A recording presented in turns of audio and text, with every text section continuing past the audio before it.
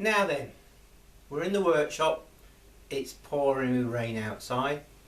It's the end of November and we've had the standard, what I call November weather. Not very much wind, not very much sun, grey, misty, very low generation. So we've had to have the battery charger on quite a few times. But that's just the nature of the beast. And if you're off grid, obviously, you'll be running your generator unless you're in the lucky position to have hydro. Anyway, a YouTuber got in touch with me, Steve, and said, did I want a Bosch Impact driver? Yeah, perfect. Yes, yes please. It came with batteries and a charger. Yeah, now then, there was two batteries and I charged both of them up. Right, and I'll just show you what happened. Got a big block of wood here. Let's just move the camera down a bit.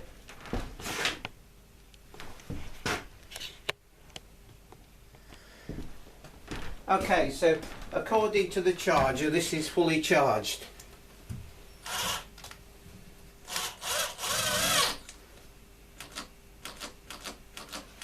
And it's stopped. Show you again. Okay.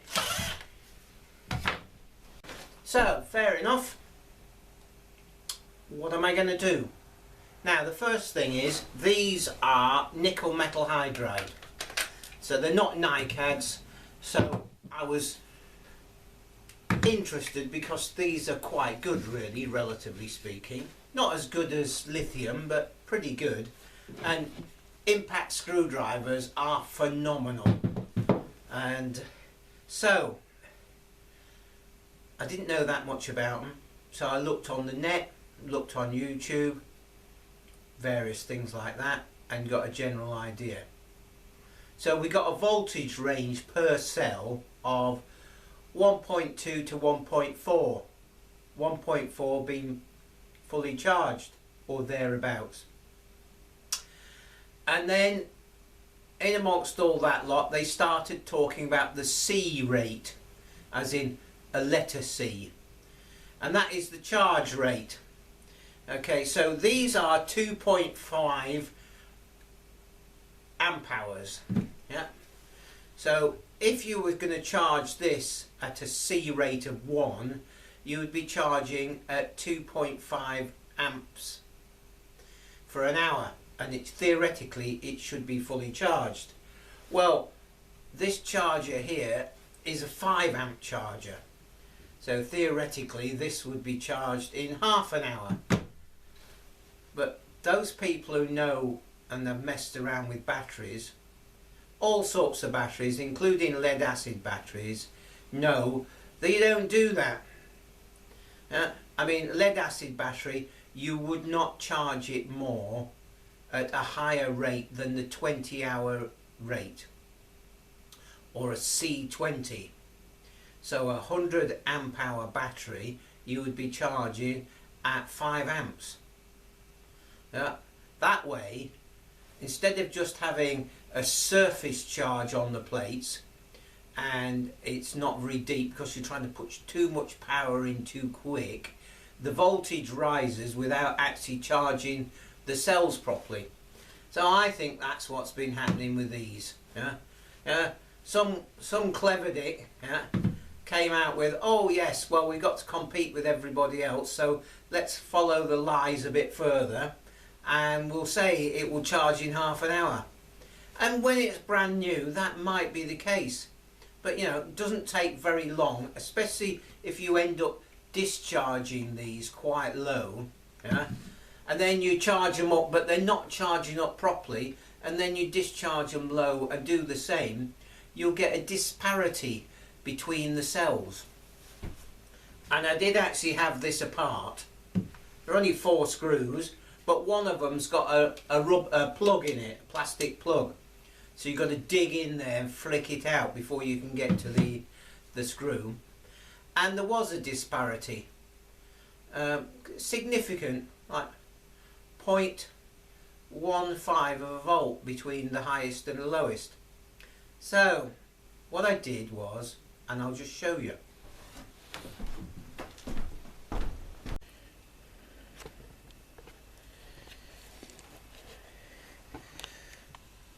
There's my bench power supply. Okay. Ignore the voltage because it's slightly wrong by about 1 volt. So we're actually 17.8 volts. But the current is about right. Yeah? So we're charging at 126 milliamps. Yeah, which equates to about the 20-hour rate. Okay, so you would have to charge, where are we? There we are.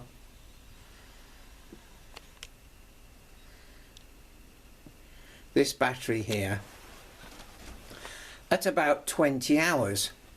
Well, you know, if you're not using these every day, you could build yourself a little charger or use a bench power supply and charge it at, say, 50 milliamps, which would be about the 40-hour rate.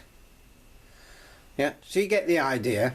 Anyway, this has been charging for quite a long time, about 15 or 16 hours. So it's not fully charged yet, but I'm just going to show you the consequences of charging this slowly.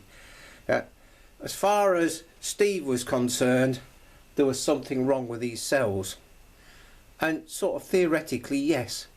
But practically, if you charge up very slowly, you can bring these nickel metal hydrides back to life. Yeah? And so instead of it being chucked away, yeah, luckily Steve sent it to me. So let's just do the road test now. Now, just to make sure we know what's going on, that's got a number 1 on it. There we go. So we've seen what happened with number 2, even though it had been on the charger. Here's the number 1. Big fat screw. Yeah. Okay.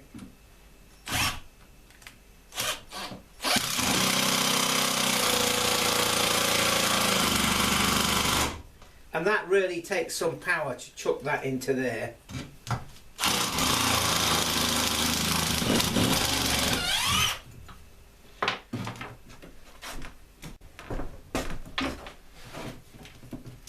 So let's just change that bit over. And we've got some smaller screws here. Here we go.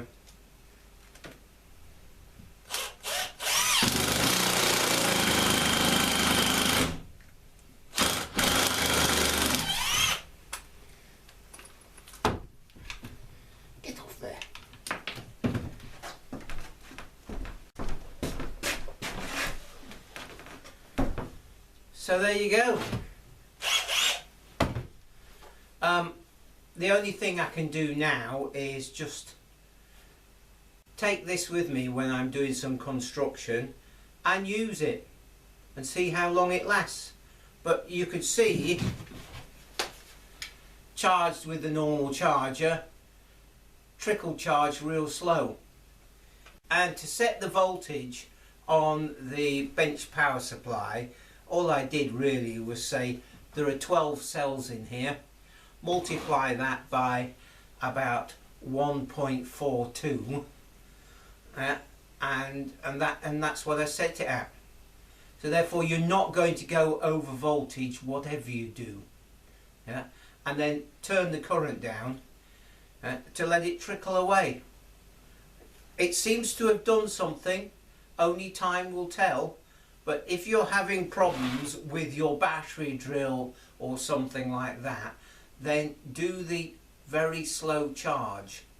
Set the top voltage so you can't overvolt the cells, and then lower the current as much as you want to, or for the time that you've got, and it will fully charge the batteries rather than surface charge them.